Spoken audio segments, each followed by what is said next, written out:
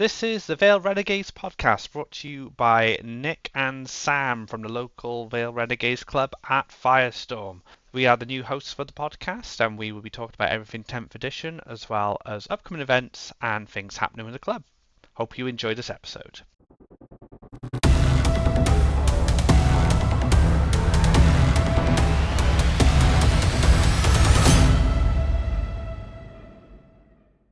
Hello everyone and welcome back to another Vale Renegades podcast. I'm Nick and joining me here is Sam today. How you doing, dude? Hello, hello. Yes, very well today. Glad that the festive season has come and gone. Obviously, Merry Christmas to everyone. We haven't spoken to you since probably over a month ago, I suspect. But yeah, still in festive tidings. Despite happy that we're finally the other side of it, gearing up now for a new year and an exciting 2024. I know we've got lots going on, and the Warhammer 40k world that we live in has got lots going on in 2024, which we're going to get into. So yeah, really excited, really stoked, and yeah, good level of energy today. So yeah, excited to get into it. How are you anyway? How was your Christmas? My Christmas was pretty standard. The standard Christmas, family affair. Yeah, it was good. You know, I was unfortunately traumatized by Christmas for working in retail for 11 years and listening to the same 11 Christmas tracks on loop for 8 to 10 hours. So I'm still recovering from that. I can totally relate. I did my 8 years service with British Home Stores before the company went bust in 16, and yeah, every time a Christmas song comes on, it makes me die inside. I think is probably the best way to describe it. So I relate. Although 11 years is pretty hardcore, to be fair. Yeah, a couple of Scrooges us, but it wasn't us who did it. The system did it to us, right? We would have loved Christmas otherwise, but yeah, it's been good. And it's just like you're saying about 2024, a lot to look forward to. A lot going on in January, not just for the Vale Renegades, but also for kind of the global 40k scene as well. We have LVO. It's always a big event. We have the balanced data slate, which will come out before or after LVO, so that will be quite exciting. I know a lot of people are hungry for that. And of course, we've got our own event, which is the Renegades Rumble. So a lot going on just in January and just kicking things off. Yeah, and it's all, and we got a busy February as well. So just as soon as we get through the busy month, we go straight into Echoes, don't we? Which I know we'll cover in a little bit, but yeah, there's still. I had a check yesterday. Actually, there's still tickets available for that. So just a very quick shout out for those that are interested. I think about coming up to a third of the tickets have sold. So if you are interested, yeah, get your name down and get your ticket in hand. Be my advice. But yes, so what we going to tackle? What problem in the world are we going to tackle first today? So I'll do a quick overview of the Rumble as a whole, starting from December, which was our last Road to Rumble, and up to the 27th of January, the Renegades Rumble coming up. So I think we'll just kick things off with just kind of an overview of how the December Rumble went. You weren't in attendance yourself, Sam, because you were busy doing very big life things.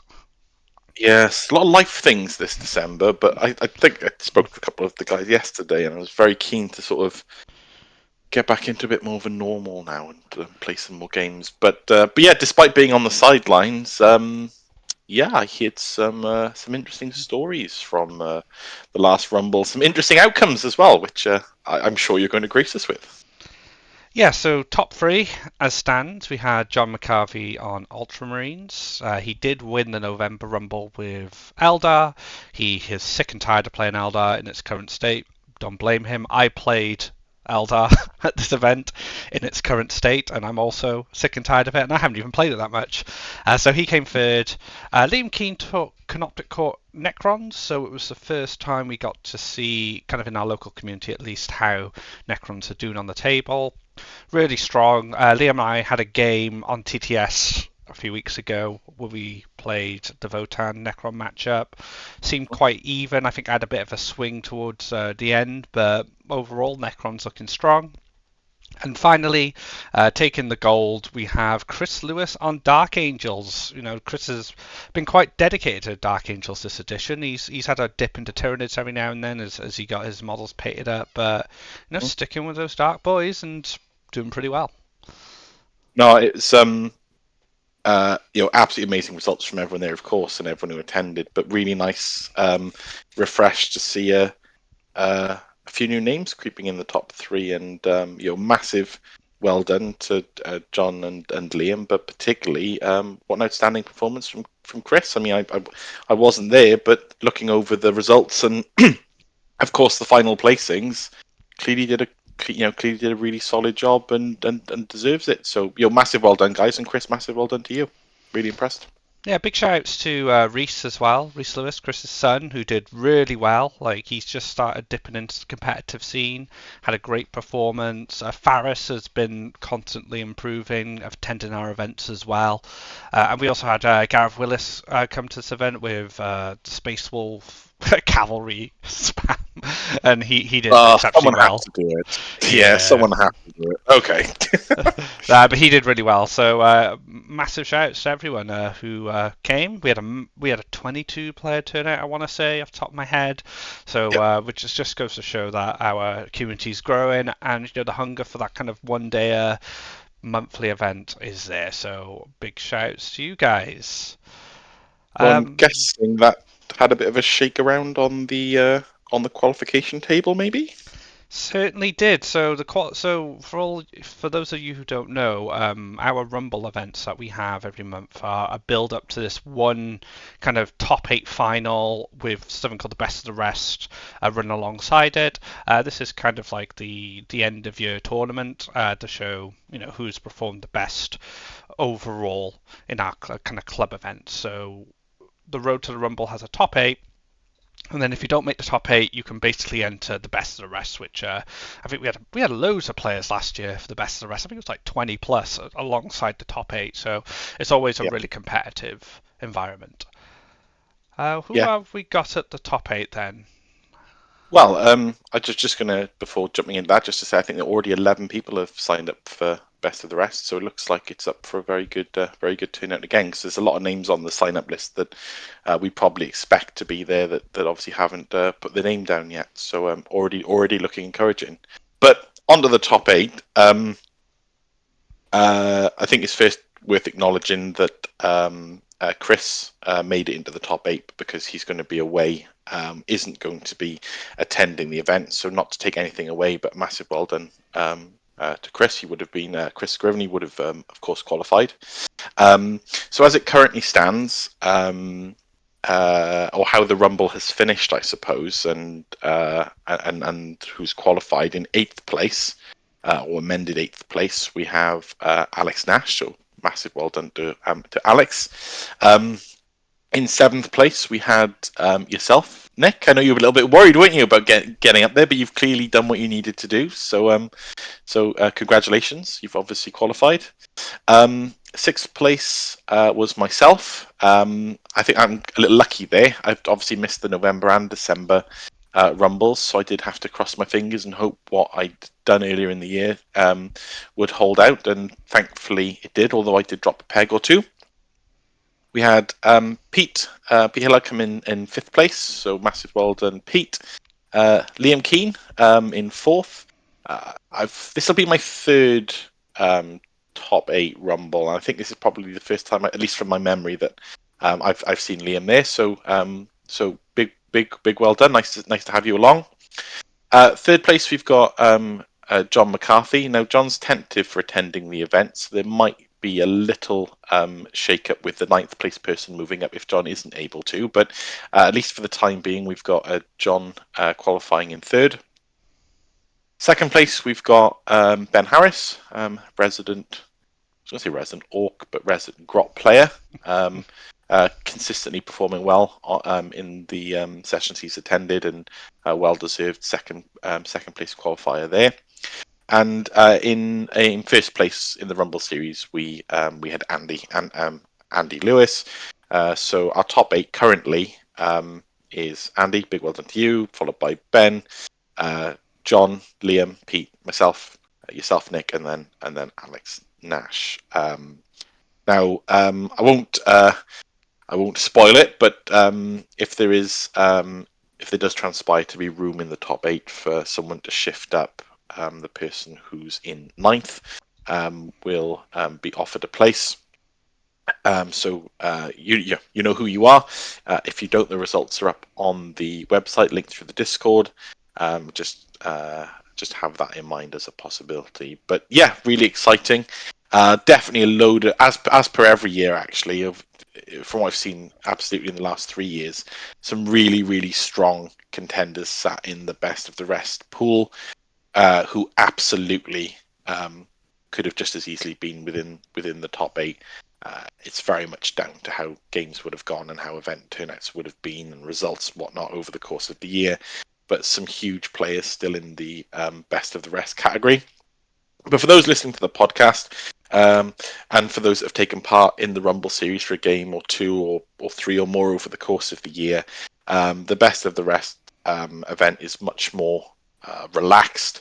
The top 8 will obviously be fighting for top dog position, but for everyone else, it'll be a fun tournament, a lot more relaxed, and very much open to those that have taken part in the Rumble over the year, and very much will be welcomed for three fun games and a bit of a laugh. So please, if you have been an attendee over the course of the year, even if it was just for one qualifying game, please please make a point of coming across and having a bit of laugh with your fellow teammates over the course of, or fellow club members over the course of the year. Nice little send off to the Rumble, and get us all geared up ready for the next one, I suspect.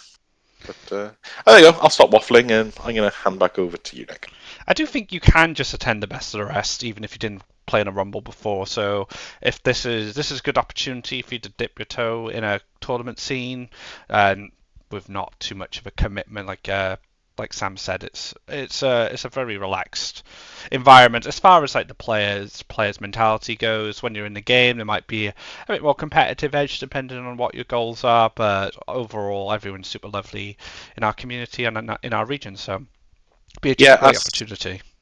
It's a really good point, and apologies, I guess, for my wording there. I know the last best of the rest Rumble, we definitely had some players come along for their very first tournament. My friends and fellow hobby enthusiast Mason and Joel came along for their very first tournament last year. So yeah, absolutely very welcome for new and first players to come and have some fun and to join us. Absolutely.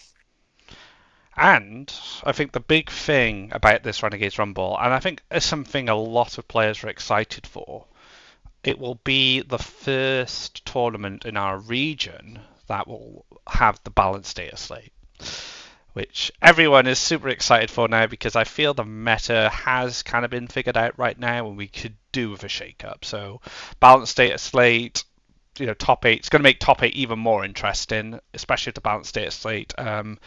It's not so much heavy-handed, but does offer a lot of buffs to struggling factions and adjustments to the top factions. We could see some really spicy stuff coming out, so that's going to be awesome. Yeah, absolutely. I mean, I've got my Ultramarines geared up, but who's to say, isn't it?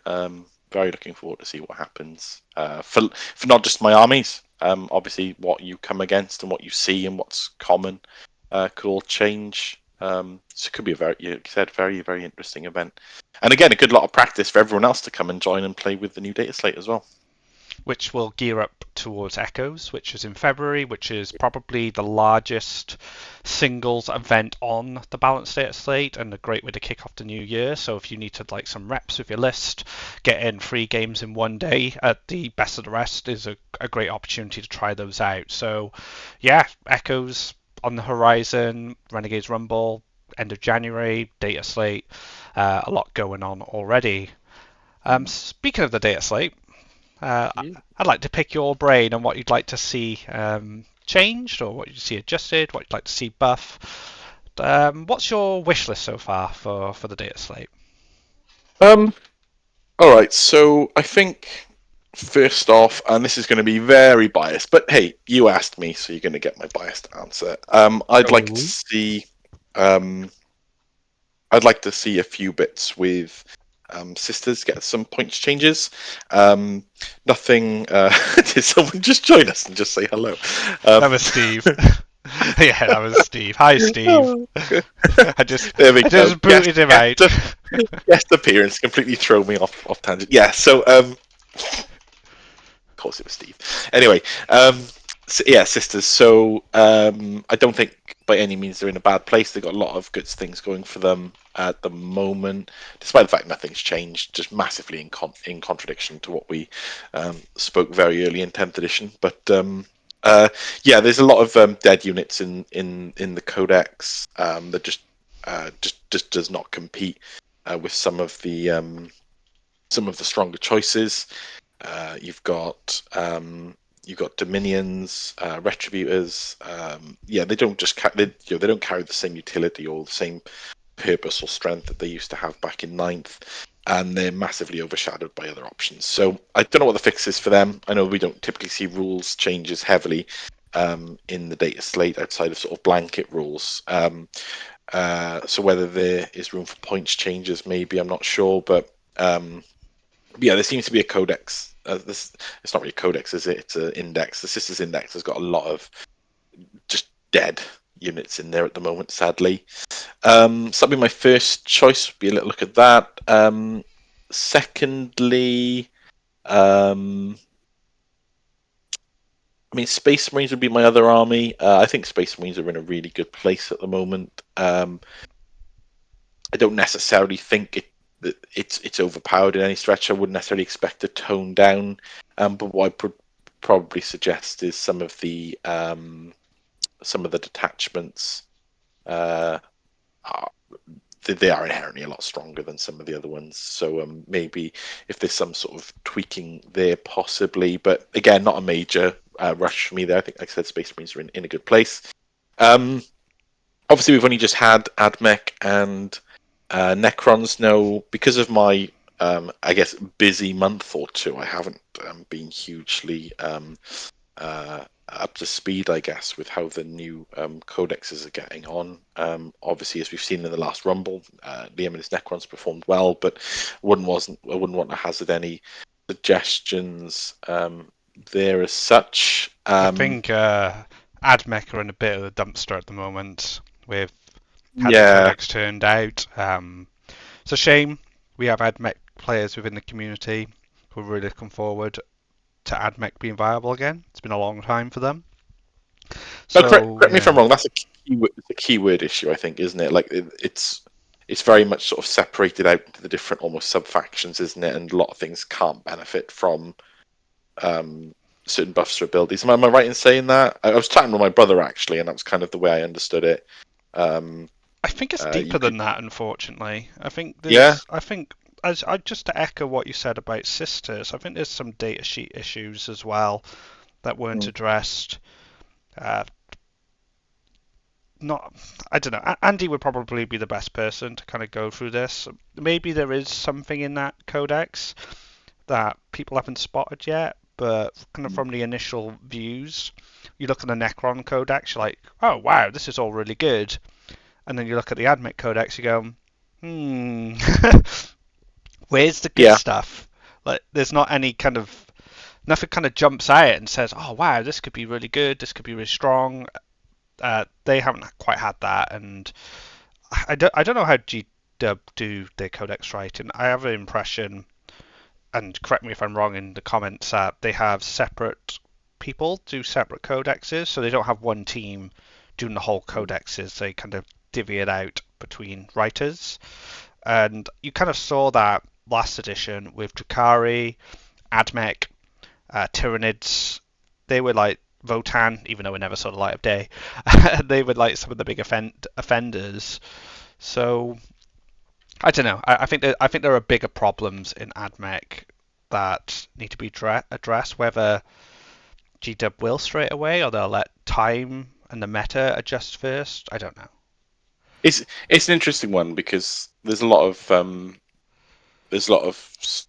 strong and very knowledgeable voices have voiced that, and um, I guess I'm probably not in a position due to lack of knowledge, I guess, to strongly agree or disagree. But I just always on that ear of the side of caution, really. It was only several months ago we were talking about how garbage sisters were. and nothing's changed. It's sat there. People have tried a few things. Some ideas have come out. The meta's obviously adjusted to open up, to allow some openings for certain builds, and we're in a world where they're not top of the tables or any stretch of the imaginations. They're not going to be, but they're definitely not a pushover army that we all thought they were. So, you never know. There might be, but though I would agree that I've heard Andy, like my brother's also plays AdMech. I've heard, not the best response to the codex for sure. Kind of talking about what you said with the data sheets. You were saying like some assistants data sheets are just kind of dead in the water. And the general idea for Games Workshop is to fix that with points. Mm-hmm. However, like I don't think you should fix a bad data sheet with points, because you just make a bad data sheet too cheap, right? So it just its role is it's cheap. So it doesn't offer anything else other than just becoming chaff. And Votan are in a really difficult position with that kind of balanced mentality, because while Votan are in a good spot, like Thunderkin are 75 points, free Thunderkin. They're not bad. They're not great, but they're not bad, and they're still not being taken. So what do you do with Thunderkin then at that point? Do you make them 65 points? Is that the answer? I don't think it is. And like for some of your sister's units as well, if they were to drop 10 points, like, do you still take them? Or do you take them because they're good now, or do you take them because they're dirt cheap? And and I mean, just to jump in there, that's really where sister struggle is that you say, look, you get a Dominion squad, really, really cool, nice little niche sort of squad, 3 special weapons, scout move, etc. But it's got nothing on Arcoflagellants and Repentia. In essence, right? It's got nothing on them. And you go, okay, they're 120 points. Let's drop them to 110, or let's even push it to 100. I don't even think then they still match up, and it's not like you'd look at them then and go, okay, well, this is a cheap unit I can use for utility, because you've always got the assassins and the crusaders, which are rocking at 35, 45, 50 point area, if you know what I mean. So they're never gonna. There's units that, because of, unfortunately, with the unit size changing from 5 to 10, can't ever be as cheap as they need to be utility. And have such a poor profile that they're never going to compete to some of the more dedicated melee. And I'm going to say and shooting, but probably in the sister's case that doesn't apply, because there is none effectively. So what you do, you can't keep lowering points for the reasons you've just said, but also to double on that, like I've just said, is that you could have. You can make them as cheap as you want, but there's still going to be cheaper things in the codex to do those utility roles. So yeah, it's really difficult.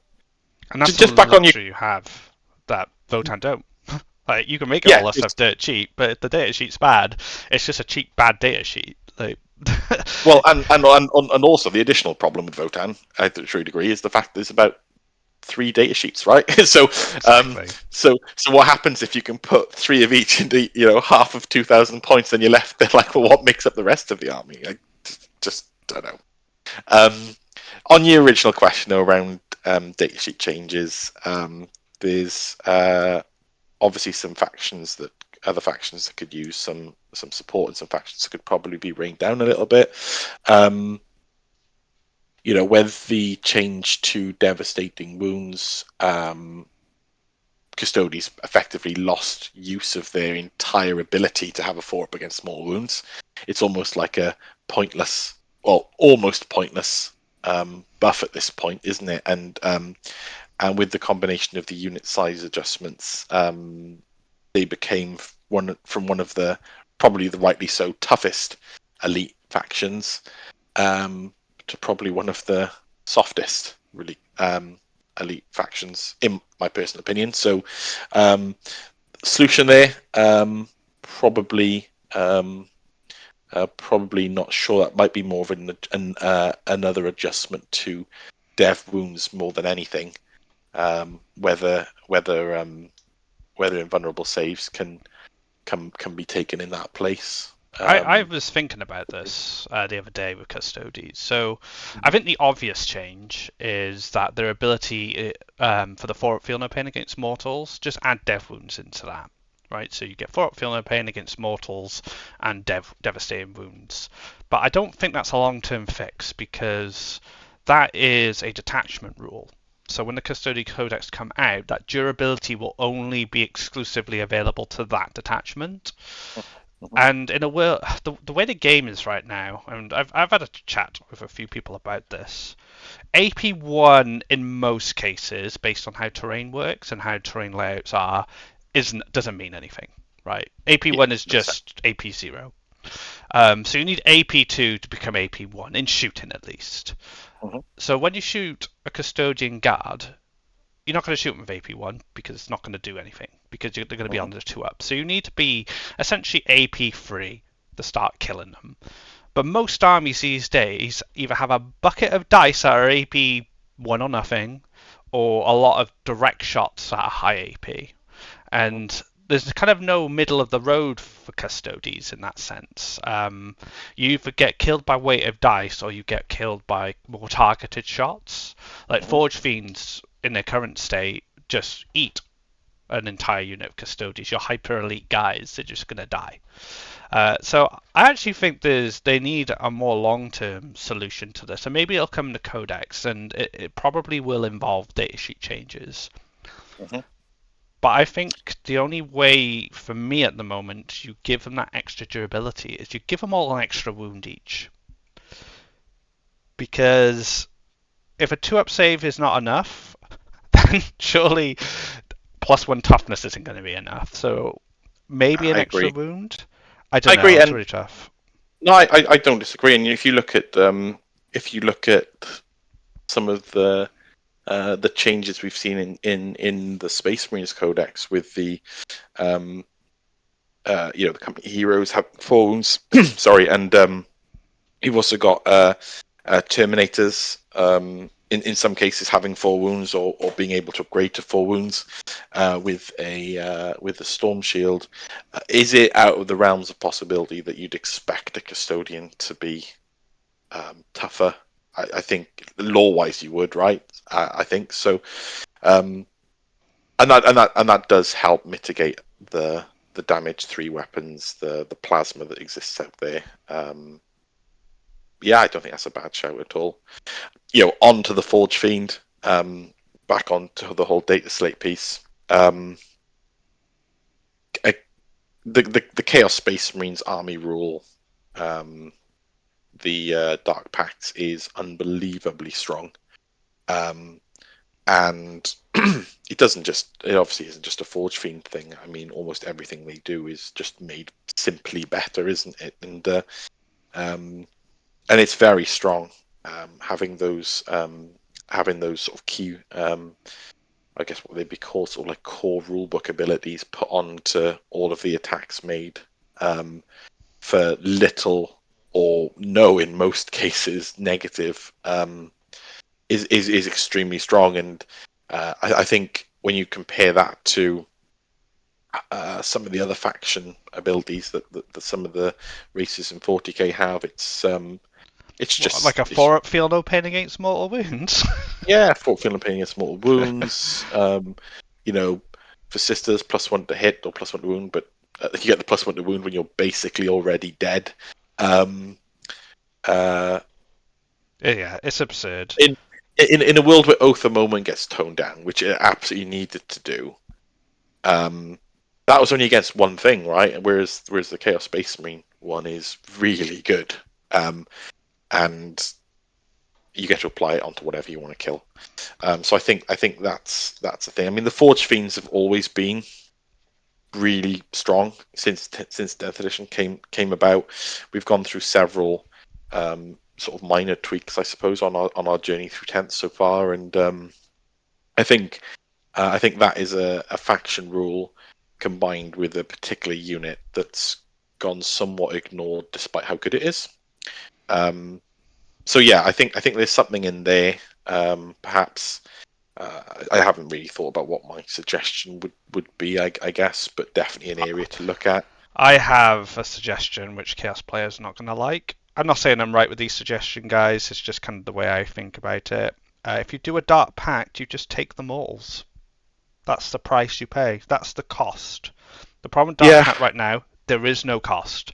You can argue with me all day long that, but what if I fail my leadership on my yeah, forge on feed and he blows the himself? highest leadership Yeah. units. So some of the highest leadership units in the game, like. Oh yeah, but your Um, Forge Fiend, it blew itself up, but it only killed 300 points before it died. Like, come on, like, it's not a cost. Your army rule is gain extra things for free. That's it. And no matter how many points you can change chosen to be 150 points. They're still gonna hit like crazy. They're still gonna slap. It doesn't matter. You could nerf so many units into the ground in that codex, and then you just put anything else in because it has a force multiplier that has no downside. So yeah, yeah, absolutely, 100%. It is. It's nice to see in that Chaos have got some really good things going for them. I think we can't take away that it's nice to have on an army that's very up and down and sometimes lives in the down world for years in some cases. But it is in the current competitive environment, it is a bit too much. And that'll be my point there. Now, Eldar obviously always comes up in this sort of conversation. Now, I'm gonna defer onto you, Nick, if you don't mind on this one, only because as an Eldar player who's volunteered to say that they're almost sick of it, I think you're much more in a better position to talk about this and also what your suggestions would be. So I'll pass on the Eldar point and let you take that one. so Eldar, there's an easy fix to Eldar. You remove Phantasm from the game, and you just change the word in that you need to move within 9 inches like everyone else in the game. That's how you fix Phantasm. You don't increase its CP to 2. Eldar players don't care. They've got a Way Leaper. They're gaining 2 CP a turn anyway. Wraithguard are a bit weird. I don't like Wraithguard. I don't like what they do personally. I think their shooting back is a bit frustrating. I don't. I wouldn't touch Wraithguard necessarily, like in terms of their ability straight away. I'd probably give them a bit of a points hike. But the biggest offender, as bad as Phantasm is, and it needs to be changed. I think that's a given. It is the Night Spinner. Simple fix. Night Spinner does not have Dev Wounds, or it doesn't have Twin Linked. I would remove Dev Wounds personally. It also doesn't stop you advancing. And then the Rhino meta comes to an end, and we can all start running jump packs again and being really happy about having advance and charge that isn't out of a vehicle. So I think that's the major ones.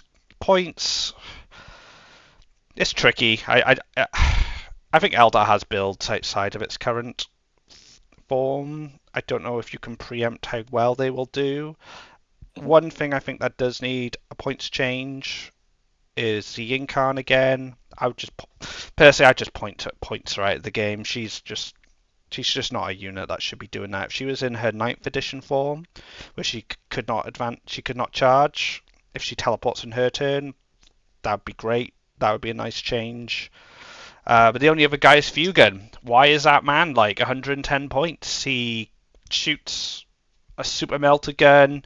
He has AP4 damage 3 attacks in combat. He has a 2-up, 4-up. He gets back up on a 2-up. That guy should be like 160, 180 points. Ridiculous model for what it does. So I think Eldar's it needs to be changed so the other parts of the index can be opened up, and that could prove a problem in itself because it's a good index, and I can already tell. I already know where I'm going with that. I'm gonna probably jump back on Eldar after the data slate and play a different build that I've been testing, which involves D cannons, Harlequins, Fire Dragons, Falcons. I think I think there's a build there which is quite fun to play in a bit more Eldar Glass Cannon rather than kind of Monster Mash, Wraith Guard nonsense. So yeah, I think like I said, it's Eldar, right? If GW don't know how to fix Eldar by now, then they're not really doing their job properly. Yeah, it's Yeah. it's always been a struggle, I think, with the Eldar balance in the sort of like not so much internal, well, in this case internal balance as well, but um, they're very good, and it's not a very detailed thing to say, I suppose, but the whole thing about Eldar, their lore, what makes them what they are, their speed, their maneuverability. I think it's always reflect. Obviously, their strength. They're a long survived race. Massively technically advanced, all that sort of stuff. And I think, to be honest, all that's reflected quite well in the rules. Actually, the only problem is that they're very good compared to everything else, and even though they might well should be at a skirmish level engagement. When there's a tournament on the line, or when there's the fun and enjoyment of the game on the line, it can be it can be hard to receive for someone playing a bit more of perhaps an innocent list, maybe I guess, Quote unquote. or an innocent army. So yeah, I've always kind of liked the Eldar's rules in a sense, but that's from a lore perspective. When you look at it from a tournament and fairness perspective, different kettle of fish. Yeah, absolutely. So I think that pretty much covers it. There's obviously other factions out there, some which really aren't seeing a lot of play in comparison to the top few, probably. But it's a difficult one to balance, isn't it? There's so many factions in the game. There's always going to be an element of some are better than others, absolutely. But what we need to, I say we need to, this is obviously very much a GW thing, and I guess some of the tournament organisers as well, but it's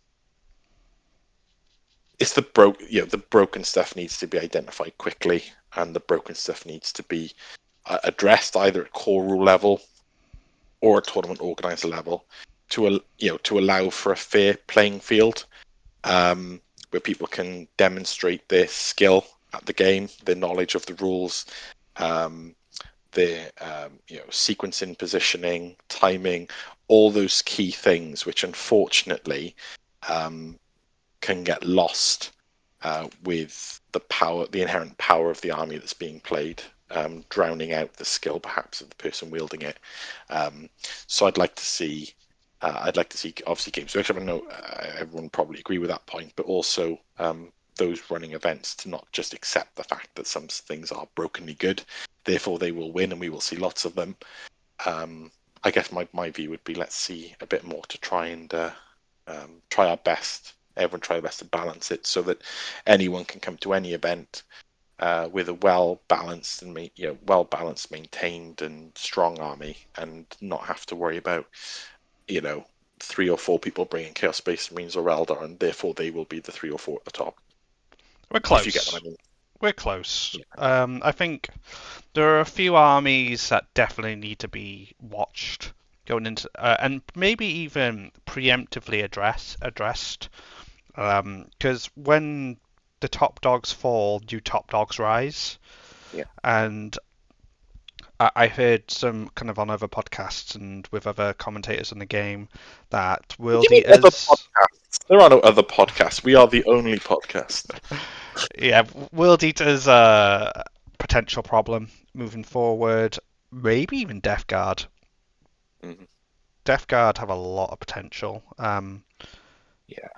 Chaos Knights potentially as well. What you do with the top dogs just moves another faction up. And it's very difficult to combat that because let's say you preemptively nerf the factions you think are going to be the top dogs, other top dogs take their place. So there will always be, kind of objectively, I suppose, the best army, but if you could get close to there are 6 to 8 best armies, and everyone else actually competes fairly well below them. That's the sweet spot. You have Absolutely. your top armies at A tier, and then the rest of the game is B tier. And you want at least, like I said, 5 to 10, let's say, A tier armies, and then the rest of them in B tier who can rumble with them. That's like the ideal world, because I don't think you can get everyone at A tier. That's not how games work. I But agree. I agree. but yeah, I think we're close. Like you said, there's a lot that needs to be covered in this balance data slate. Whether G-Dub take the heavy hand approach and go, right, let's start just slapping these armies down now and make sure that other armies can compete, like Chaos and Eldar, or maybe go, right, let's deal with World Eaters now before they become a problem, etc. Buffing other armies from the bottom up to that shift the win rates again. Even game balance itself, I still think indirect's a bit of a problem. I liked how it was handled in ninth. Yeah. So, but maybe once night spinners have been destroyed, we'll see less indirect, so it won't be a problem. So there's just so many things they have to consider, and I hope they get most of it right. I can't ask for a 100% win rate here for GDub on a balanced data slate. I think that's asking too much, but at least like getting most of it right. I think that's the best we can ask for from them. Yeah. Yeah. No, I think that would be my summary covered. I completely agree with the stuff you've raised, and some of your suggestions I actually think are really good ideas. There are obviously people out there with factions that we haven't addressed that think that have their own views and opinions, and I would just say it's not being mentioned now. They're probably absolutely valid. It's such a big game with vast possibilities and combinations that you talked about. AdMech, there's still stuff that could come out of the woodwork, right? Someone could just have that light bulb moment and come out with something, and that's kind of what I've liked about 10th edition, actually, is that even with conversations with fellow club members and people who play games with, there's that fresh period, isn't there, with new codexes and even new core rules where people have that enjoyment, at least, of exploring and having those light bulb moments. And we've still got quite a lot of that to come, haven't we? We're only a handful of codexes in at this point. There's an absolute boatload to go. Yeah, it's going to be. I think the problem is, isn't it? And we've talked about this before. I'm not going to delve into it too much again. But the problem is as soon as we get the last codex, we're probably back into a new edition again, right? So it's there's that is another issue, isn't it? In terms of balance, it's the fact that the codexes come out so staggered. They're And a that bit we better don't. than they have been, right? We're getting them a bit quicker, at It least. seems so. Yeah, it seems so. It does, and I'd agree. But there's bound to be. I know of there's at least one member in the club that's looking to sell on the Imperial Guard army box, and you look at that and it's sort of, oh great, so yeah, these people would have had this codex in this box for all of a couple of months before using it, and then World Eaters probably had one or two, a slight exaggeration, I know it was more, but they would have had a handful of tournaments, and that's it, isn't it? Onto a new edition. It'd be nice. I think we all said it. Ninth balanced itself off really well, in my opinion, at least towards the end. It would have been nice to have actually played it with all the armies present for a bit before 10th. But yeah, we're here where we are now. So I have a way that I think GDub could handle this codex issue. So one thing GDub will want to do is they'll want to sell codexes all the way up to the end of the edition, so they can keep producing new kits, keep getting people excited about stuff. So what if we have all the codexes released by, let's say, midpoint next year, which still gives us kind of a year of 10th left, and you think, oh, so what else are they going to release? Well, I think they should do a brand new faction or two, and then we can have, so you have your one or two new factions for the last year of the end of the edition, and then you just keep updating kits, right? There's so many out of date kits you could do. I don't want to go down the supplement route, but you could add new detachments. You could do like almost like an index again, but with one new detachment for every faction. There's loads of ways they could do it. They don't have to leave World Eaters in guard until the end and be like, oh, enjoy your 3 months of playing your Codex this edition. I mean, World Eaters was even worse. I think they can get the codexes done, like at least the tail end of the codex release, have a year of 10th, and just release other stuff, new factions, detachment updates, new kits. There's Yeah, potential no, there. I completely agree. I think that'd be a cracking idea. There's we've seen the Striking Scorpions been redone now for Kill Team. Obviously, Sorry, people Kill have Team been guys. 40k yeah, players, just people. buy all your stuff. Well, yeah, well, that's it again. That's another massive part of a problem, isn't it? It's you've got 40k players out there. There's Eldar players that have been around for a very long time with very dated miniatures. That'll be very keen to upgrade and upscale or whatever it is that's going on. And you know, it's not even a 40k release, really, is it? So Kill Team have a new box set or a new starter box or whatever it is coming out. So we need to drain that pool dry just so the 40k the players of a different game fundamentally get to use the miniatures. Yeah, I mean, like, what's up with that? And for those that missed out, for example, on the Space Marine Scouts or the Striking Scorpions, they can go on eBay and buy some Scouts for 50 quid, or they can wait God knows how long to be able to pick up the kits when it's just Scouts, right? I mean, who cares? Just if they were available now, everyone, okay, maybe not everyone, but a load of people are going to look at their old Scout kits and go, well, right, I can upgrade these now, make them look better, upscale them to the current Space Marine range, and what's up with that delay? Every day is in my eyes a lost sale, really, um, and it's frustrating for the community too. I've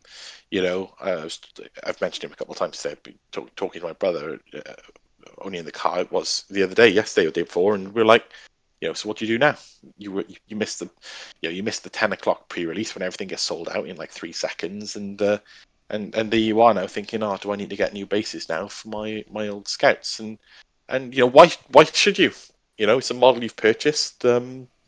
It's a model you've purchased, you've painted, you've used, and then all of a sudden it's on the wrong base, or there's a better model, so you can't play it anymore unless you you loved and cherished and painted piece of art. Effectively, you have to snap it off its base to put it on something else just to play it in a game, because arbitrarily the base size has changed.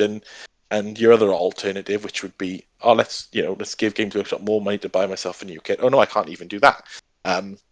It's dumb, and I guess the reason I've gone a bit of a tangent there, but the reason I've gone down that line is your point of why not release a new kit and do a supplement or a sub faction, or heck, it could even be a White Dwarf faction, sell some more White Dwarves. I don't know.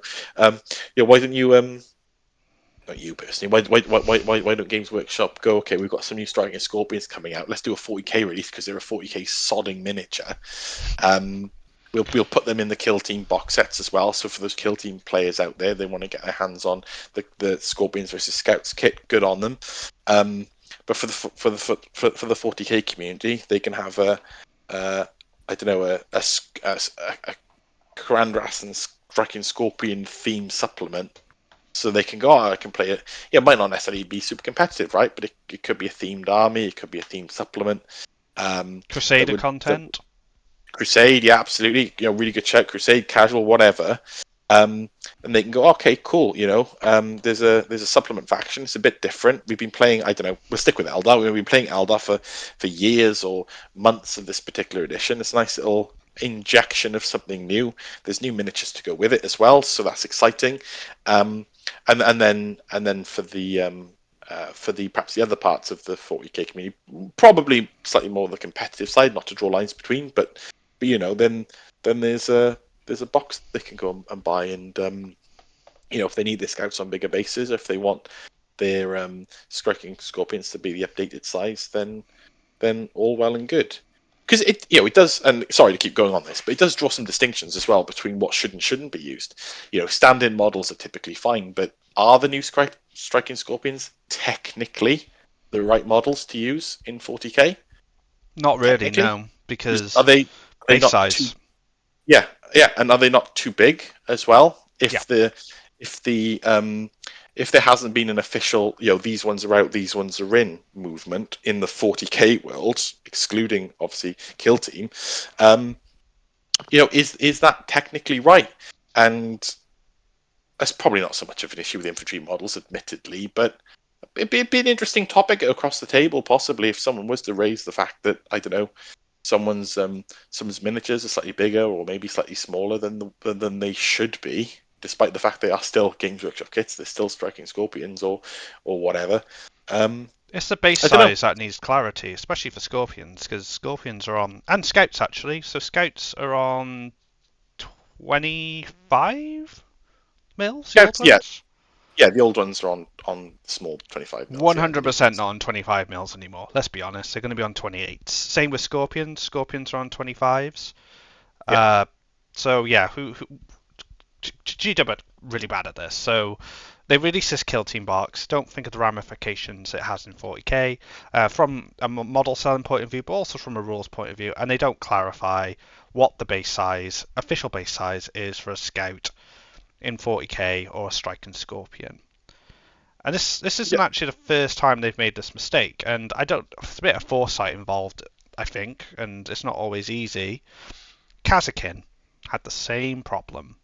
Kazakin came out in Kill Team alongside the Guard Codex. You mhm, ran 30 to 20 Kazakin. mhm. All of a sudden, 40k players buy all the Kazakin. Um, and then they didn't release that kit till For half a ages. year longer. So long ago. It's But crazy. but you know, a Kazakin, have they been released for 40k, No, or are they still just technically the Kill Team it's box? And I just know a it's a Kill Team really fine box. line here, but um, yeah, is it that is it? I don't know. It just seems bizarre. The Kill Team, because Kill Team always used to be an extension of 40k in that um you'd get a box of 40k miniatures and there was a separate rule set. Um, Now we're in like this weird place, I suppose, where Kill Team is almost exclusively branched out in a sense. Even the packaging is labeled Kill Team. Um, It's very much and its own thing now, right? And yeah, but I think as soon as the fact that the models come out in their own packaging as packaged as Kill Team, then yeah, it is. I absolutely see it in its own right. Um, and is that is it fair? Is it fair for the person who's got their 15 scouts or whatever on their little 25 mils dorky looking guys with 5 sniper rifles? Okay. Um, Now because of a Kill Team release, the 40k scout data sheet has changed. It's down, I think I have one sniper in there now, whatever. So okay, so your models have been effectively discontinued. You can't use them anymore. So the 40k player then with his 15 scouts he can't use anymore goes, okay, so what do I need to do? Snap off their weapons and upgrade their bases or buy myself some scouts. Oh, okay, they don't sell 40k scouts. I'll buy the Kill Team scouts because conveniently they're loaded out the right way. But I can't buy them actually because, you know, they're they not for sold sale. out in 26 minutes. They sold out. They sold out in a handful of seconds and they're all gone. So what do I do now? We've got Rumble coming up, we got Echoes coming up. This isn't affecting me personally, but let's just go with it. What do I do with my 15 scouts with sniper rifles? If I want to play scouts in Echoes, if I want to play scouts in the Rumble, what do I do? I tell you what, I've painted these models, spent ages doing them. I'll attack them now with a pair of snippers and cut all their arms off. Because I got no other option if I wanted to use them, and I think that's an issue, right? I got quite passionate about this. I don't know where all this energy has come from, but I guess for someone who loves painting and building miniatures, that really pisses me off, and I will end it there. I actually experienced that myself when the Grey Knights they changed. What did they change? So I loved halberds on Grey Knights. One of my first armies played in ninth, and Armor of Contempt came into the game. So AP1 was not great into Marines. So you wanted the swords because you're still wounded on 3, so you're strength 6, AP 2, 2 damage. The swords were strength 5, AP 3, 2 damage. So you basically overrided the armor of contempt they gained, and if you weren't around in ninth, basically Marines had armor of contempt, the stratagem, on their whole army, just All the just time. all the time.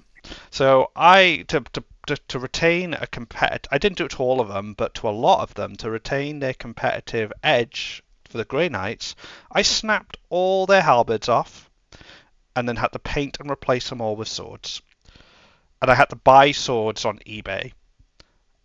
So yeah, it's a nightmare, and I think for kill team players, I know we're not a kill team podcast, but they're still hobbyists. We still have kill team players in the Yeah, community. absolutely. I feel for you because scouts are the best utility unit in the Space Marine Codex right now. Just like Kazakin were one of the best damage output units back in ninth when they came out. So kill team players suffer doubly there because all the Marine players, especially the competitive ones, go right. Don't care about striking scorpions, but I very much care about scouts. And yeah, it's terrible. Anyway, we have set the world to rights on the kill team Warhammer 40k side of things. We're just going to segue into something else, which you did mention, which is why you were so passionate about it, and that is hobby.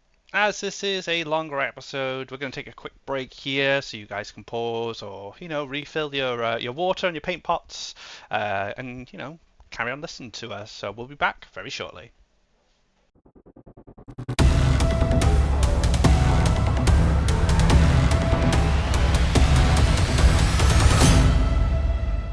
And that is hobby. So we don't talk about hobby a lot on the podcast, and we did want to kind of just dabble in it as it's the end of the year. So I will start by asking you, Sam. Tell me how you like to paint. Like, what is your style? What techniques do you use when you're painting? Okay, cool. And I've got some. Steve, who crashed the chat earlier, will know a bit about this, but I've got some stuff on the horizon as well coming up. But I'm very traditional and old school.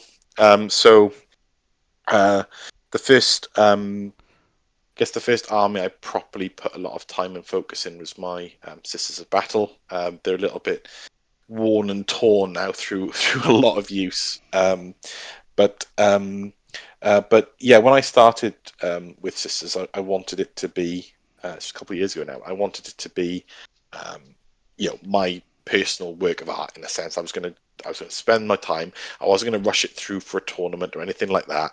This wasn't speed painting. I was going to paint everything sort of like air quote properly.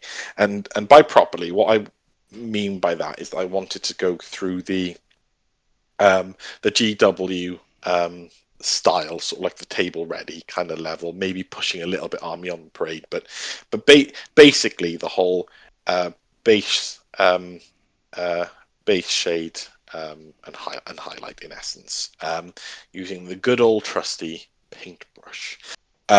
So yeah, very much and I've applied this to many things I've sort of painted since then, but it was just to take the box art and the GW painting or paint suggestions. Also looked at the Citadel app as well, and looked at some of the actual Games Workshop tutorials, just to get it right in essence. So my method, I suppose, or what I typically tend to do is go for the Citadel spray. I feel they do. I've tried the what have I got my cover? Is it the Army Painter spray? Colourforge is quite popular. That's what I've been using recently. Yeah, I don't think I've tried that, admittedly, but I kind of like the sort of like the matte texture, I suppose, that the Games Workshop sprayed. So I pretty much almost exclusively stuck with Games Workshop, although I did try the other brand, and I still very much preferred the Games Workshop. So and I often use black, but sometimes I do go army specific. So I've used blue for the Ultramarines, and I've used red for Sisters, but I've also used black for both. And to be honest, I think my preference has been black. But yeah, in essence, I just build up the base, the base, then the armor typically. So if you're looking at power armor for Sisters of Battle or Space Marine, I'm looking at sort of Mephiston red or Crag blue, I think. And then it's a wash. But historically, when I was younger, it was always very much go for the Aggress Earthshade or the Null Oil. It was always black or brown. I've very much opened my eyes, I guess, over the last couple of years to the other color washes. Now I sort of specifically only use Carbon Crimson now when I'm painting red, and Drakenhof Nightshade when I'm painting with blue. So I kind of moved away from what I used to do, which was just cake everything in like null nine and think, oh, that looks amazing. And I've been a bit more specific with my color choices to sort of match the actual color of what I'm painting. I still, of course, use agraphs and sometimes Reichland Flash for leathers, and I use null oil for metals. But yeah, I try and look for what shade complements or sort of links with the color that I'm going with. So, like I said, Drakenhof Nightshade is like a blue shade, so I use that with my blues and Caribou Crimson with my reds. So, and I try and be a bit more particular as well about where I apply this. So, I used to very much go right shade the entire model, and you end up painting over the whole thing, and that very much brings the color of the miniature down.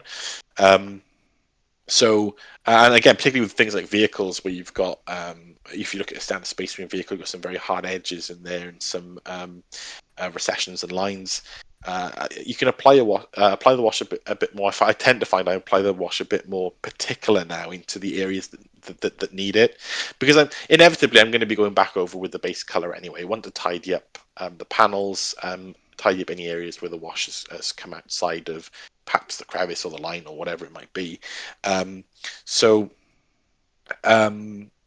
it's almost like to really emphasize the darker or the deeper areas without necessarily bringing the whole model down to like a dark non-oil effect or whatever it might be, and then sort of apply that process then to each part. So, for example, if I'm playing with or I'm painting, like a Sister of Battle, for example, I'll do that process then with the armor. So I'll use my fist on red, some Caribou Crimson, then go back on then with my fist on red, but then avoiding the deepest recesses. But I'll apply that then to the other areas in the same things. So I'll look at lead belcher for the gun casing, perhaps. And then I'll use non-oil over that, and then I'll go back in then with the lead belcher again, and really sort of strengthen that separation between the base coat and the shaded areas.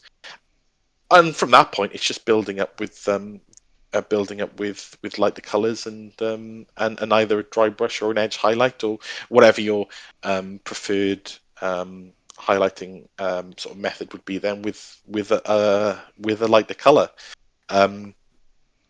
And I've been doing that as well with my Imperial Guard. So my Imperial Guard is very much not at army level yet. I finally finished the Combat Patrol. I've started the army box now with the 2 Rogal Dawns in. And I'm using the Fang. So I'm using sort of like a dark grey, a dark blue sort of theme with the Guard. And I've changed my spray for this as well. I've moved on to the GW grey Mechanica Standard Grey, I think it's called. I'm using that as a base. I'm using the Fang over the armor plates for the Guardsman, and I'm actually using probably a slightly more liberal wash of the Drakenhof Nightshade because that's a suitable shade for both the armor and the cloth. And then again, just going straight back over with the Fang and then the paintbrush, the standard paint version of Mechanica Standard Grey to do the raised areas of the cloth and the clothing, and then sort of taking it from there, actually using the dry paint Hoeth Blue as sort of like the final highlight. But it's just stages, and I kind of feel it's quite a good process as well, because you can pick up an individual model and go through that and spend hours doing it in that system. If you're looking at a squad of 5 or 10 models, you can do like a batch, and you can set yourself a target. Like, so for today, I'm going to get them sprayed, and I'm going to get the base coats down on the armor, and you can do your 10 miniatures, and you can park it, and then the next day you go like, right, let's get in with the wash and the first level of highlight, which will typically again be going over with the base armor color again. And you set that on day 2, and by the time you're on day 3, 4, or 5, depending on what you're painting or how many models you're painting, you have that really nice bit where your last touch of the paintbrush on the final highlight or the little dot on the eye lens or whatever it is you're doing, you've done. And not only have you done the last model, but you've actually finished the squad. And once you can sort of see there's this tipping point where it feels like a bit of a chore, I suppose. I definitely feel that. But there's this bit where you see the wood through the trees and everything's coming together, and then that energy to finish, and knowing that when you have the whole squad is done is really satisfying. So that'll probably be my sort of standard approach. I have been dabbling with some other bits as well, some other paints. I've picked up it's quite a big tub actually, the AK Terrains Dark Earth diorama. It's like a big box of thick gunk really. And I found that quite good as a quick basing solution. You can sprinkle some some of the sort of like the basing sand or static grass or whatnot over that, and you're off to a good one. That's currently what I'm doing with the guard. Actually, I'm using this stuff, using static grass over the top, and then watering down some of the dark earth diorama paint, and then really watering it down, and then going over the grass with that to make it look like a real sort of mire. And it's quite. I'm using this stuff for tracks as well. So like my Rogel Dawn, for example, this stuff is really thick, and you can just like paste it on. So if you want a gnarly looking tank that's been like traipsing through loads of mud, this is like a one pot sort of suits all. It's absolutely brilliant. But I have tried something else from a basing point of view, which I actually bought my brother some of this for his birthday last year, and I've absolutely got myself some of this as well. But Geeks Gaming or Geeks Gaming Scenics, I think it's called. I've probably got a pot here somewhere. Check out their website. I think they're on sale through goblingaming.com as well, but you can actually get stuff directly from them. It's Geeks Gaming Scenics, I think. And they have like a wide range of sort of like pre-prepared basing materials, so pots of sand or pots of dirt, pots of dirt. It's all like mixed in, so you haven't got to like think too much about it. You can put a nice layer of PVA glue on a base and just literally drop it in this stuff or pour this stuff over it, and it's almost like a base done in a single pour. I've been using the stuff you might have seen Nick, my Space Marines, done in the Legion of the Damned. Their red bases, their Martian bases, is actually the Martian Earth from this place. You have rather than like that dodgy paint that Games Workshop came out with, which is utterly garbage in my opinion. This stuff is like a pre-made pot of mixed size granules and stones, I suppose, of that color, the Martian Earth color. Outside of putting a layer of PVA and dunking it into this stuff, you're done. Really quick, really efficient, and there's lots of variety as well. There's some there with stones and tundra. There's even a really cool Necron one, right? That's like this black powder with green crystals already in it, so you can base your Necron army up, and you already have those green crystals like mixed into the base. So I highly recommend that. And then and the thing is as well, guys, it's not actually expensive. You think something like this, particularly with some of the manufacturers that do pre-based bases and the crazy amount that they charge sometimes. This stuff's like £4 a tub, and I think I've purchased 2 tubs of Martian Earth, and I've based the equivalent of probably 2,000 point Space Marine armies with it, and I've still got enough left to probably do another couple hundred points. It really goes some way.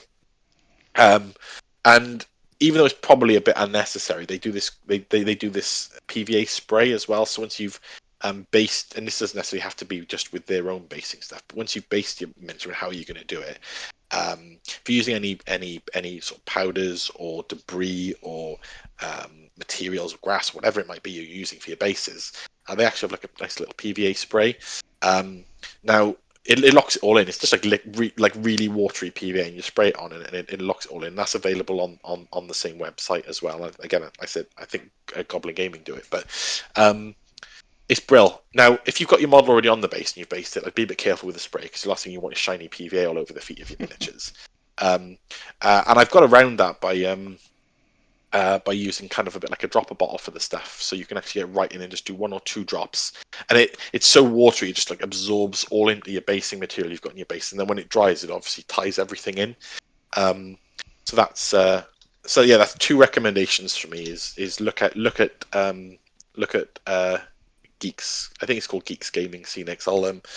I'll get the exact name of it, so perhaps Nick can put it up. I know we're not like promoting or anything, but I can't stress enough that I found this stuff really good for quick bases. I think that's quite a handy thing for maybe new hobbyists to have access to, right? Because basing is a whole of a ball game from painting a mini, right? Especially depends how deep you want to go with it, right?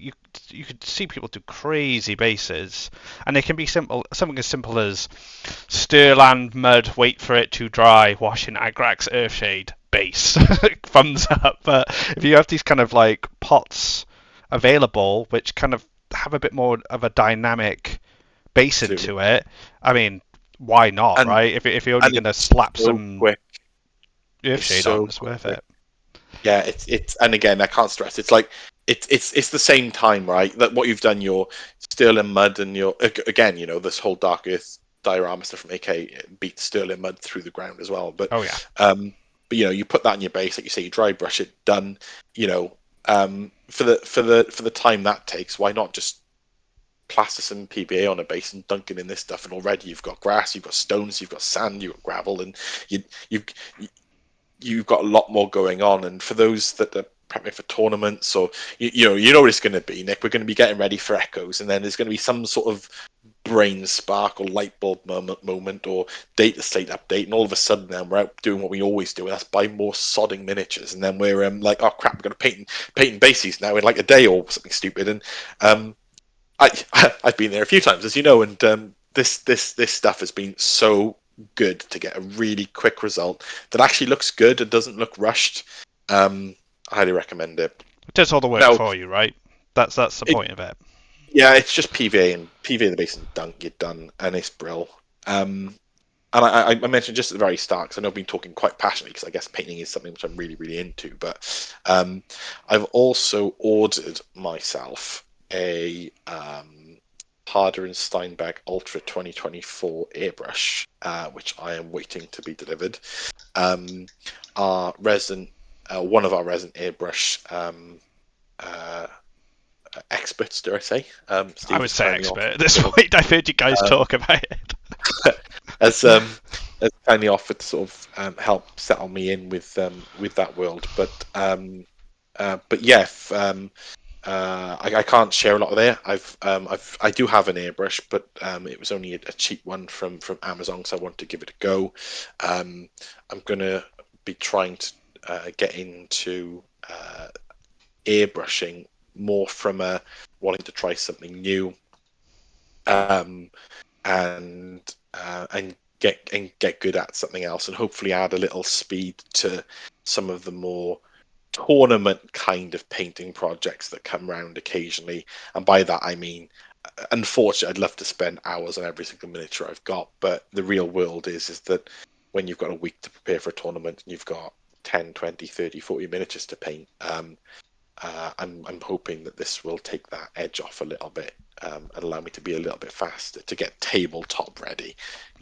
Not by any means anything super detailed, etc. I think years of using a paintbrush has got me to a level where I'm happy with that. But there's still techniques to learn and things to master and get better, and it's all practice. So, but yeah, so I've got an airbrush coming. Steve kindly linked me a decent air compressor and hose off Amazon. A little bit cheaper actually than what I had in mind of what they would be. So yeah, definitely for those that are interested, have a little look at that. But I will perhaps next podcast or the podcast after, hopefully give a bit of an update on how I'm getting on with my experience with an airbrush and any learnings that I've had with it. But there's some really good people within the club that turn up with really well painted airbrushed armies. I think John's one, Steve's one. There's definitely other people out there as well. And it's one of those things, isn't it? It's an investment to step into the unknown, and I guess the reason that I hadn't considered this sooner is for that very reason. You're comfortable with what you know. Uh, a, a brush, a standard, I don't know, regiment size RB painter brush is a lot cheaper than £100 airbrush, which you can quite easily just break. So I guess there's been a nervousness there, but I've bit the bullet. I'm going to try something new and give something else a go. And just one final bit on hobby, because I don't want to could obviously talk for ages, and I know Nick, you haven't even had a go yet, but Ty, my brother suggested something to me, which I also tried something a bit new, and that was the Vallejo range fluo paints. So I picked up fluorescent red, and what was the other one called? Fluorescent orange. No, that wasn't too hard to remember, was it? From the fluorescent range to do specifically do the plasma coils on the plasma guns and plasma cannons within the Imperial Guard force I'm slowly putting together and painting.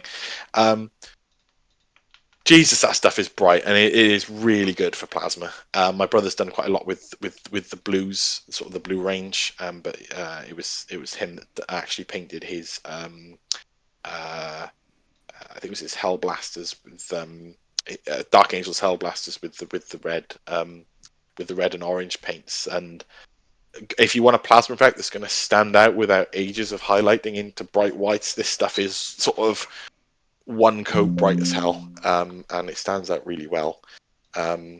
So yeah, all it is a nice bright clear white over the plasma coils, and straight over it within the fluo paint. And then if you've want to do slightly more of a transition, like I said, I go the orange and the red. It's a very careful white then over that again for the raised areas, and then you use the lighter color over the top. And what an easy couple of stages to make plasma really absolutely stand out.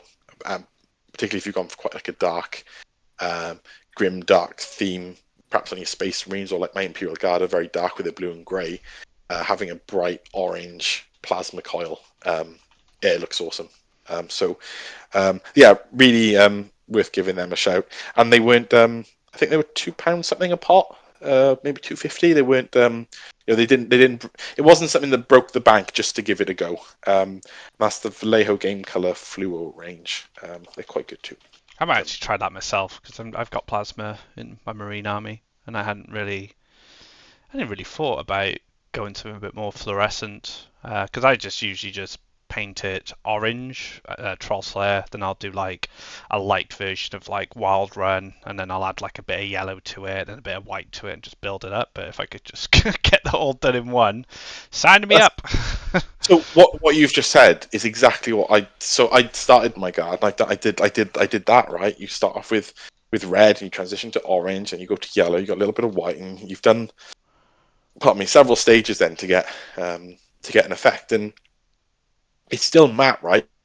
Yes, 100%. You're still matte acrylic paints, and this stuff was sort of like white, then the red, then a bit of white, then the orange, and then it's already brighter and more fuller and more glowy, I guess, than that'll ever accomplish in far fewer stages. So it's worth giving it a go. See if you like it.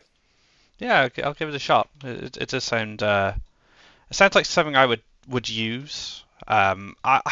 Shortcuts are always handy as long as they look good, right? You don't want a shortcut that looks bad, but if you can, there are contrast paint has always been considered a shortcut. I actually think it's quite a viable way of painting, as someone who's used contrast to quickly get models done.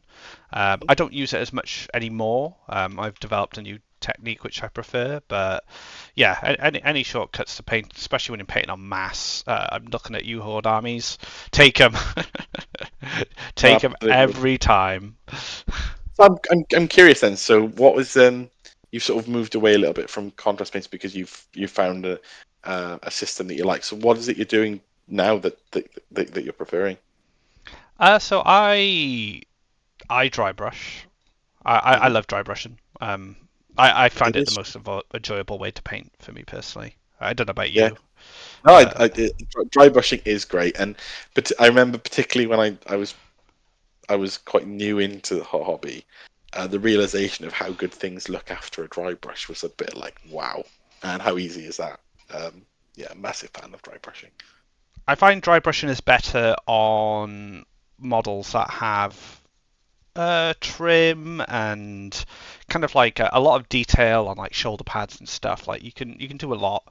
If you've seen my custodies, that's just like layers and layers of different type of metallic paints built up on top of each other with shading inside and stuff like that. It comes out really well, but So I say this in my new way of painting. I am not painting my Blood Angels this way because I have a lot of red armies. My Votan were painted this way, but it's called stippling. Hmm. You can stipple with a dry brush. I tend to do that now. I used to do it with a sponge, mainly because it's just more comfortable to do it with a dry brush. So what you do, it's kind of like a grim dark, like it's not super grim dark, but it's like a kind of a dirty. It's like a dirty version of a paint job, I guess you could say. So the way I do it is, and I was speaking to Bryn about this quite recently actually, and he quite enjoyed doing it this way as well. So I generally start with a base of black, so Chaos Black, nothing beats it. Sam's gone through it. I honestly think nothing beats that spray can. It's great.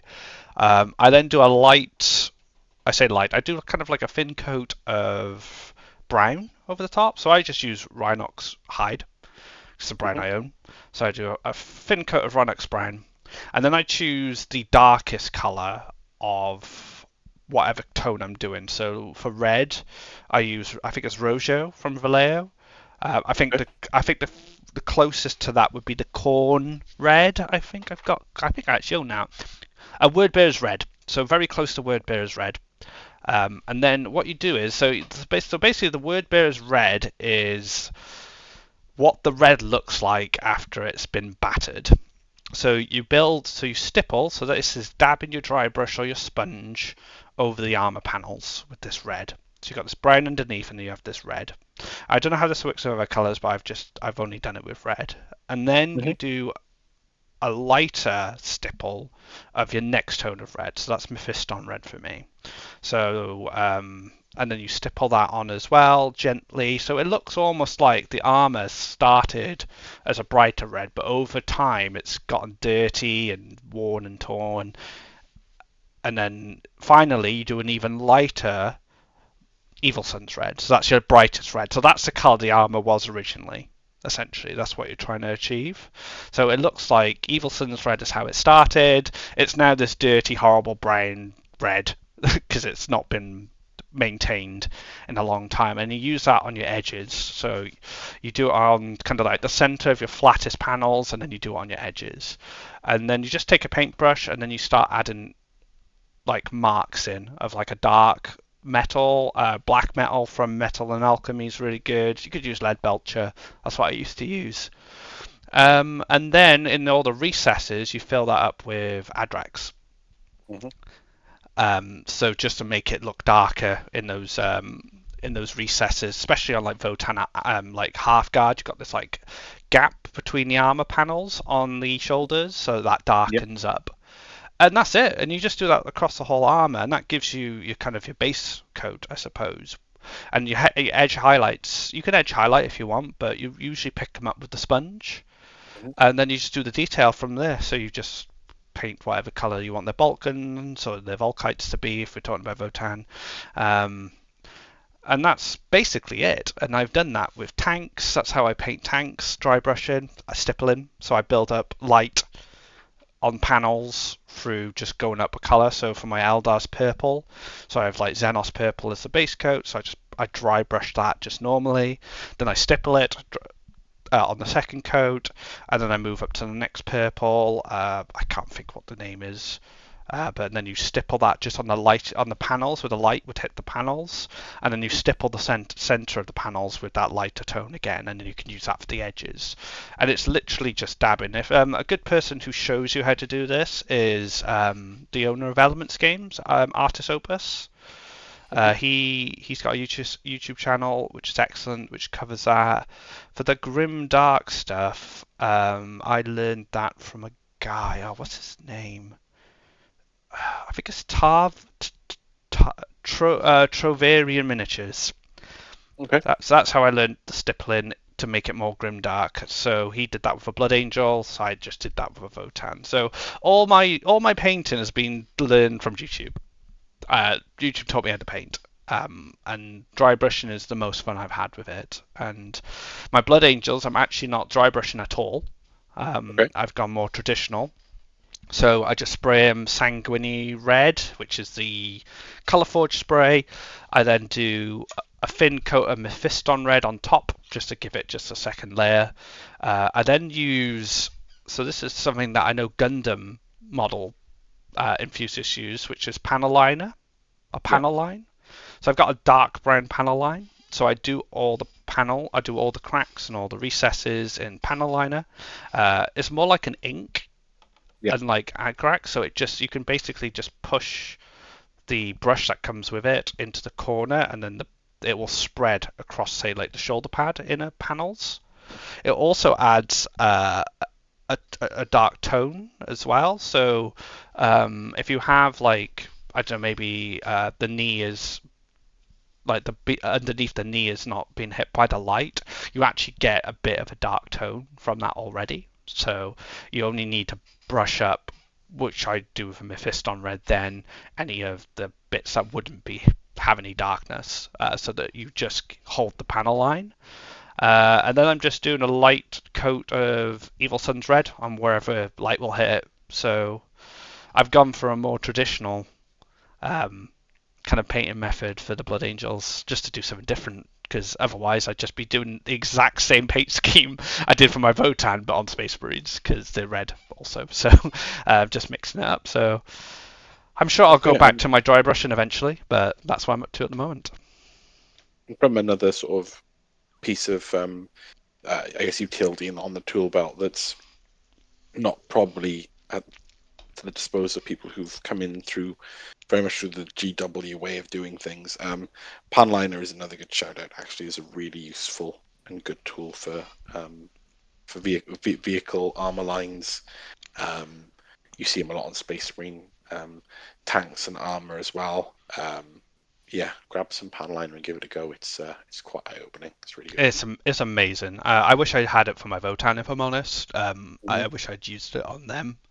Just to add that extra depth to the recesses on their armor, especially on like half guard and half kin. They've got those kind of folds in their armor, which is a bit weird because it's metal, but they kind of layer like that. For the Marines, it's great for like the knee pads, like fill in the recesses in the knee pads up, and making you can actually see it's like distinctly has its own kind of color. So I went for dark brown over black because I felt that would work better with red, because they're closer to each other. But if you were doing say Raven Guard, for example, you're not going to have that look, unfortunately. I actually don't even know what you would do with panels when it comes to something like a black Templar or a Raven Guard. I'd probably do dry brushing at that point, to be honest, and just try and bring it out with greys or something like that. It's tricky, but Blood Angels, any Red Army panel liner dark brown, 100% recommend. It's really good.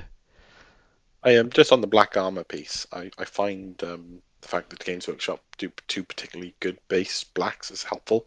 You got the Chaos Black as the spray, of course, and you think, okay, what base black you've got? It's mine default off the Abaddon black, right? But you've got Corax black as well, which I guess is somewhat appropriate, right, for the Raven Guard, and it's kind of like a super dark grey, so it's kind of a nice. It's black enough to be black armor, but it does give you that room to utilize non-oil and even Abaddon black to do a separation between blacks. Even it's really subtle, but yeah, Corax black is worth looking at for any black painters out there. It's another good one. Yeah, I did Death Company recently, so I did Chaos Black.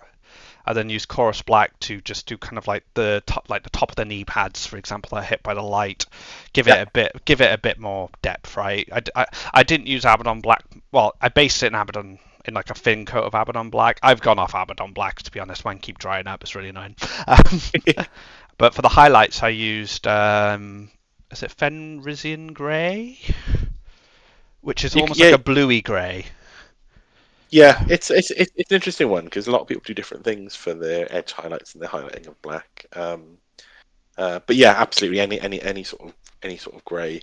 I think I've seen this from newer painters actually. Some people go for blue, and blue really doesn't work. And I think what it is because the GW artwork has got that sort of transition through sort of like Eshin grey up to probably Administratum grey kind of on the black edge highlight.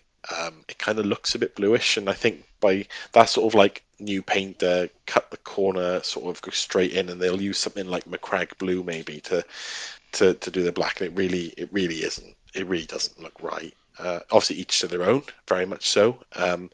But yeah, the grey line is definitely the one to explore if you're looking at So edge on the highlight. blue, so I kind of use the same principle with red in a way, from black to blue. I actually use orange for my lightest highlight on the Blood Angel. I didn't do it with my Votan, but Yeah, I don't use white for the top highlight. I use yeah, orange. absolutely. Yeah, yeah, 100% agree.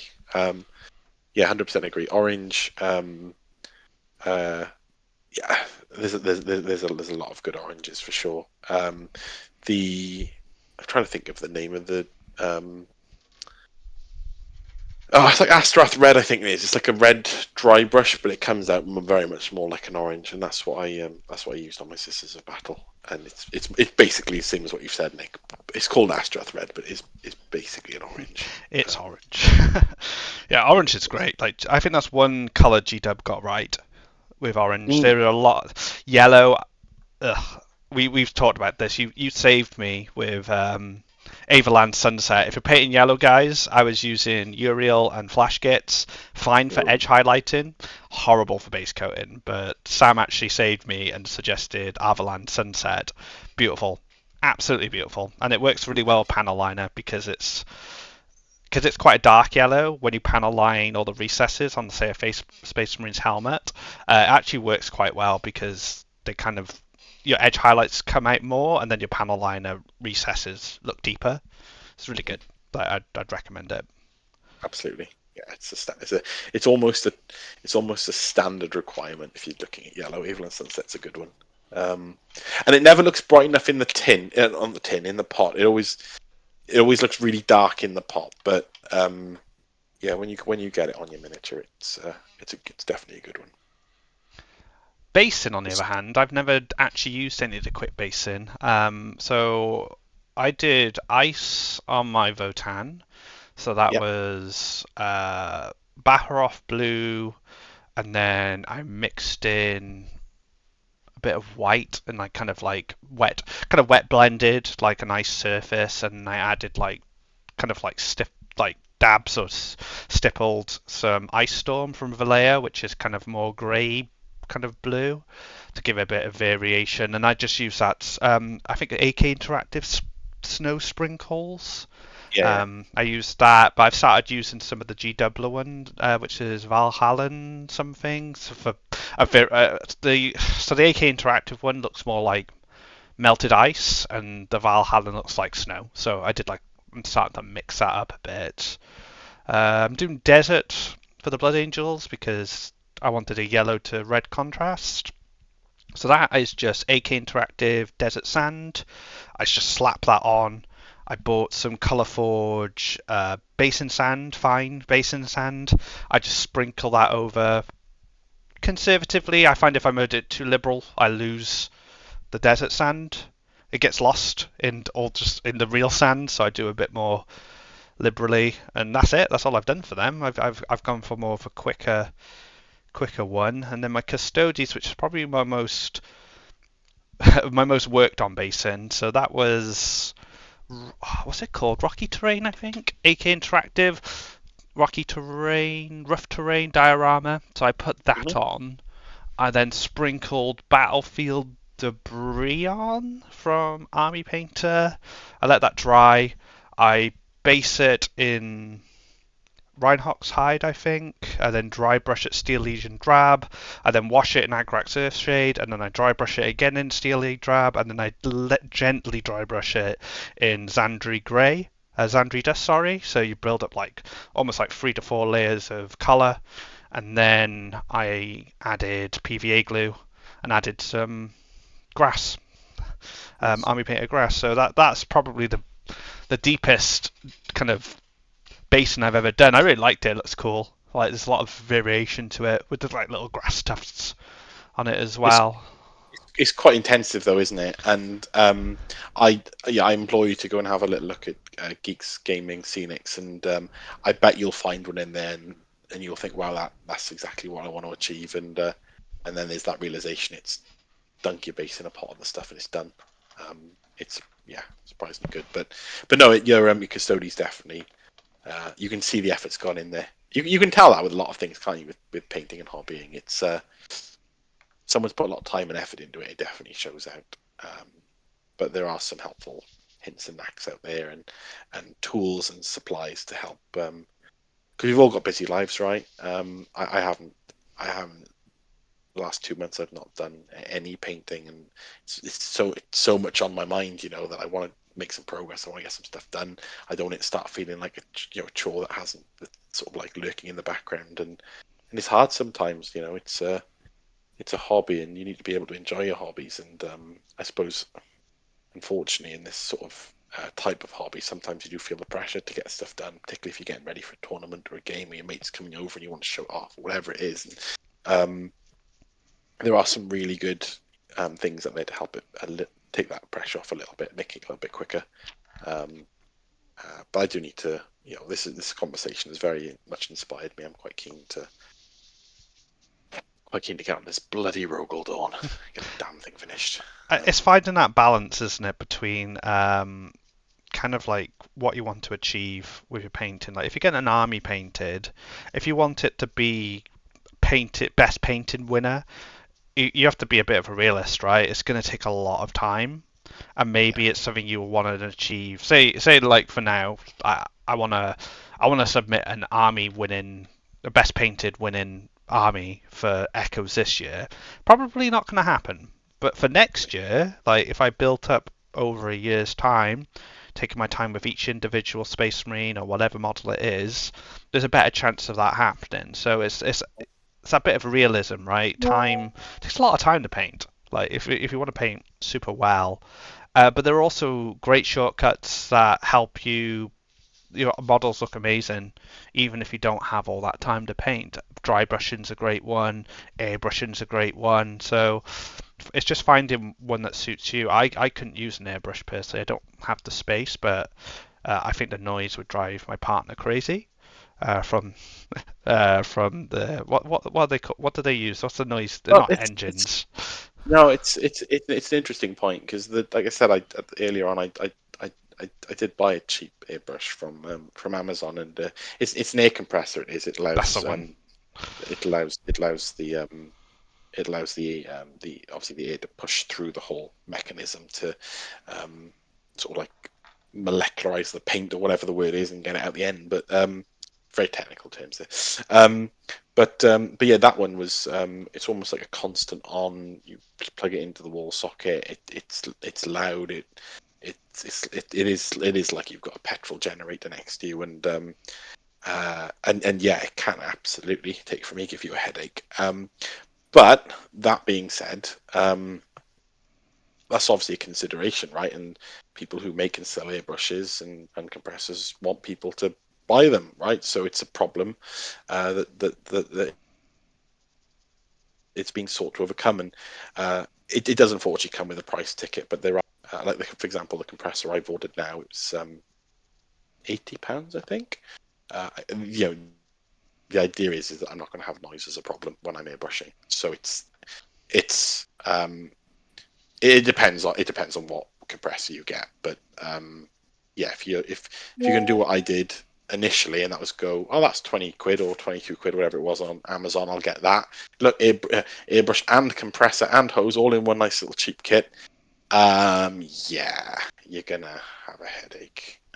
So it was part of the reason why, like I said earlier, it's taken so long for me to take the dive in to get one, is because it is a bit of an investment, and for something so fragile and easily broken as well, it's really taken me probably at this time to build up the confidence to go, do you know what, rather than sinking some of my hobby funds into some more plastic, I'm gonna bite the bullet and do it. Let's get an airbrush. And one great bit of the community as well is, we've referenced him a couple of times. He's even crashed in on us today. But there are people out there that you talk about airbrushing, you've got 3D printing as well. You've got some absolute know-it-alls in the club that have been doing this stuff for a long time. They know this stuff. So there is that. I feel comfortable now in that for me, I can branch out and get myself an airbrush and get myself a good one as well. One that's slightly more tailored for beginners, but still a good piece of kit. Get a good compressor as well, not a 20 quid all in one sort of setup, a bit more expensive. But I've got that. I had that buffer, where I could reach out to someone in the club and go, "Hey, I've just bought this. I know you do it. Any chance you can set me up and get me going off the right foot?" And people are as good as golds. Steve in this case for me was just a massive yes right off the bat. So once my stuff comes in, he's gonna come and pop me a visit. I'll keep him fed and watered, but I don't have to try and figure out how to use my airbrush, my new expensive airbrush for the first time. I'm gonna have someone who's got exactly the same one as the one I've bought show me how to do it, and that really emphasizes the strength in community. There's people out there that are no doubt in their brains thinking, "Oh, shall I get a 3D printer? Should I do it? But I've never done it before. It's going to be expensive. What do I do?" There is this bit where if you do go out and make that jump, you will absolutely find someone in the club that will help you and show you and have been doing it themselves. So, that's why we're here partly, isn't it? It's the community and the support we give and get from each other. They did the trial and error, so you don't have to. Basically, yeah. I mean, it's a bit of a godsend for stuff like that. Airbrushing, 3D printing, it's a fickle thing, but once you master it, it's the results you'll get will be amazing. And it's exciting to see what you do with them, dude. You're one of the best painters in the club, in my opinion. So having that extra tool available to you might tip your painting to the next level, and we'll see some exciting new work come from you, dude. Thank you very much. That's really sweet. Thank you. So this has been quite a long one. Let's call it our Christmas gift to you guys. An hour and 40 minutes, man. We've been gassing today. We have had requests to make this podcast longer. I do kind of like to keep it within the 45-minute mark. It's Christmas, we all get to indulge. So thank you all for staying with us. I hope you enjoyed the podcast. I hope you all had a great Christmas and New Year. Excited for the Balanced Data Slate. Excited to see you guys at the Rumble and Echoes. If you want any more information on any of these events, don't be afraid to ask in Discord. Check out the events tab in Discord as well. There'll be places where you can find info on buying tickets, what events are coming up, that sort of thing. So, get involved, reach out to the community, and be great to see you in the new year, guys. Hope you have a good one. And just as we go, I suspect the next one we'll probably do a little catch up on the data slate and maybe talk about the upcoming team league in a bit more detail. So might not be too far around the corner to hear from us again, but yeah, thank you all for listening. And Nick, thank you so much. It's been an obviously pleasure to catch up with you again post Christmas and all that. Again to echo, excited for the new year and what's to come in the 40k scene. And yeah, please, any recommendations or ideas or discussion points, send them our way. We're always up for a good chat, aren't we, Nick? So, exactly. Comments below, guys, or just hit us up in Discord. Until next time, take care. Bye.